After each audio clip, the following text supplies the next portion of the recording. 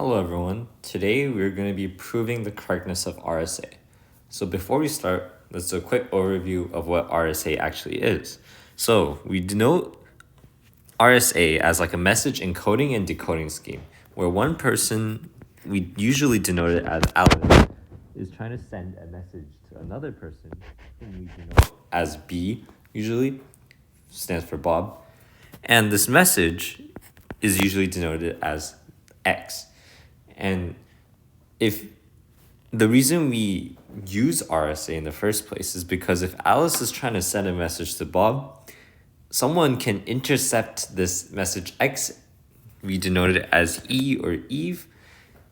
And this Eve can steal the message away, revealing private information. And we don't want that. So what we do is Alice will encode this message X. So how does this encoding work?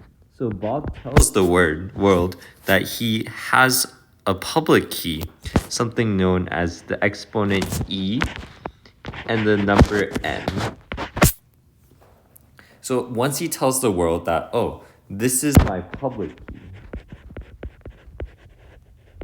this is to use it to send messages to me, Alice, all she has to do is take X to the power of E and take it mod N.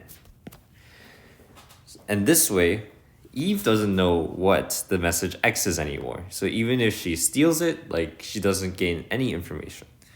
So now Alice sends this to Bob.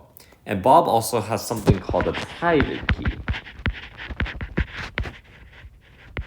We denote it as D. So once Bob receives this right here, then Bob, all he has to do to decode the message is take this to the power of D mod N. And he should get back the original message.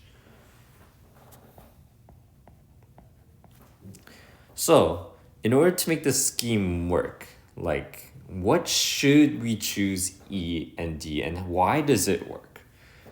So we choose, first of all, N is multiplied by 2 primes P and Q, usually very large primes.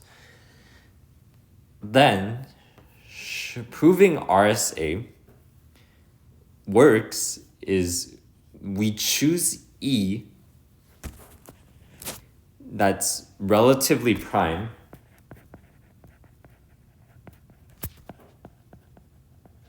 to P minus 1, Q minus 1. I'll show where this comes from in a bit.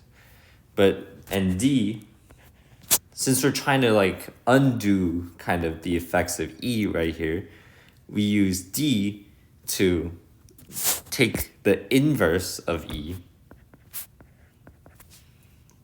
mod P minus 1, Q minus 1.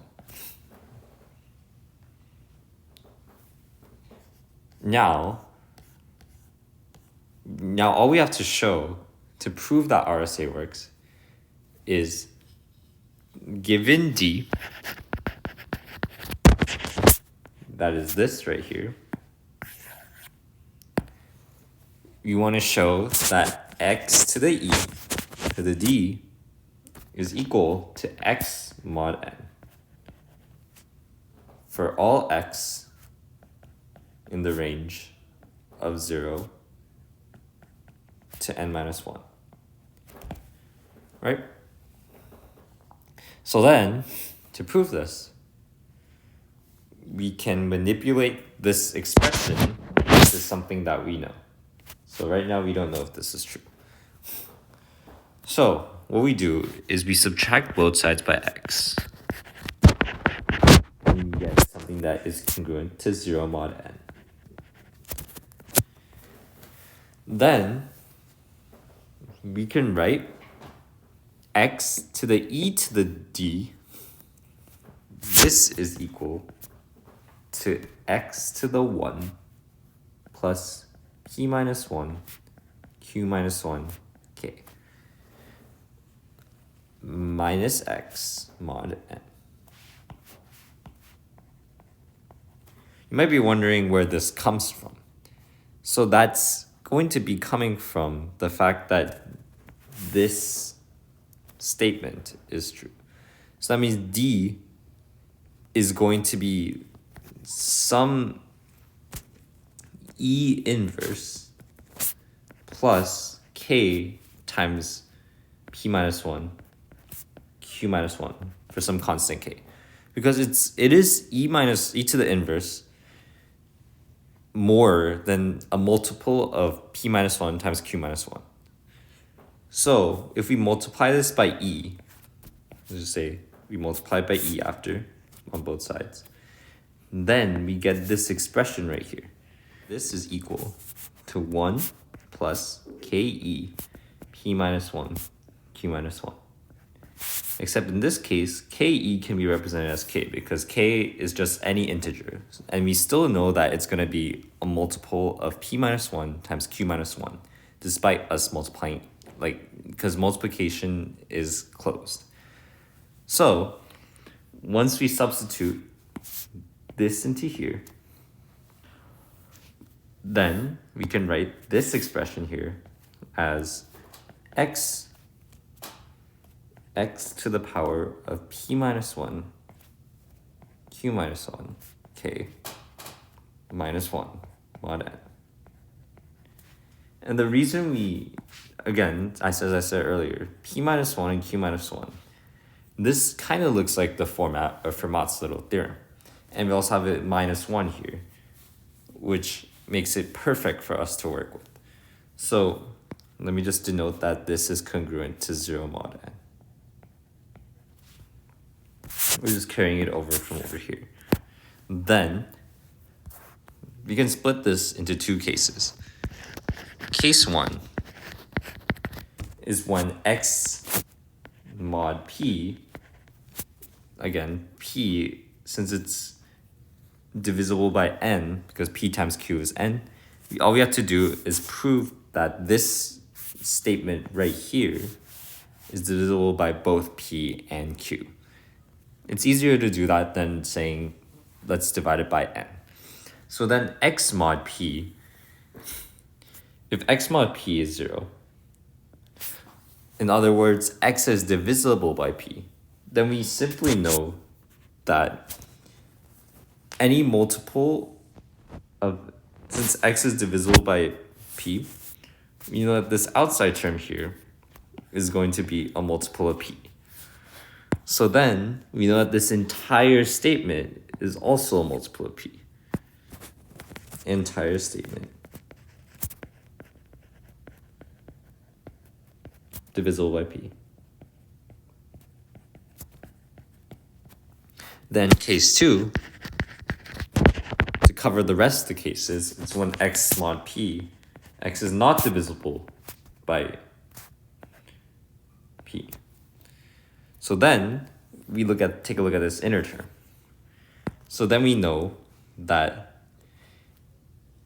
x, from Fermat's little theorem, x to the p minus 1 for any x that's in this category is always going to, or actually it applies to every x, but x to the p minus 1 is going to be congruent to 1 mod p.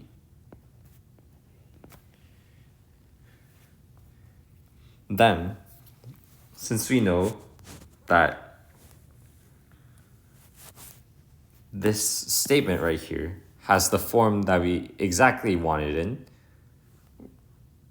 we're going to get, if we substitute this equality into here, we're going to get x times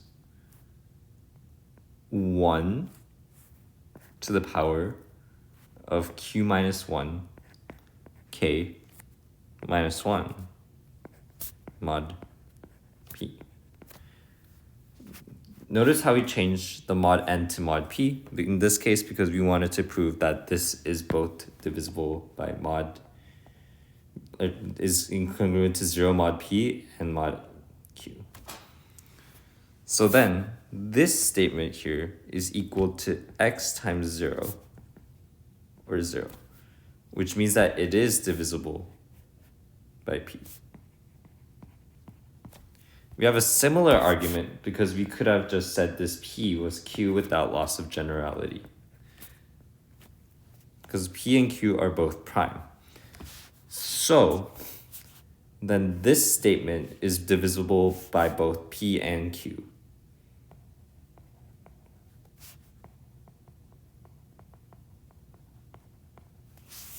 And that means this scheme is correct, because as the original statement said, you're trying to prove this is true. And if these are both divisible by P and Q, we know that this inequality holds true. Well, that's it for the proof. Thank you guys.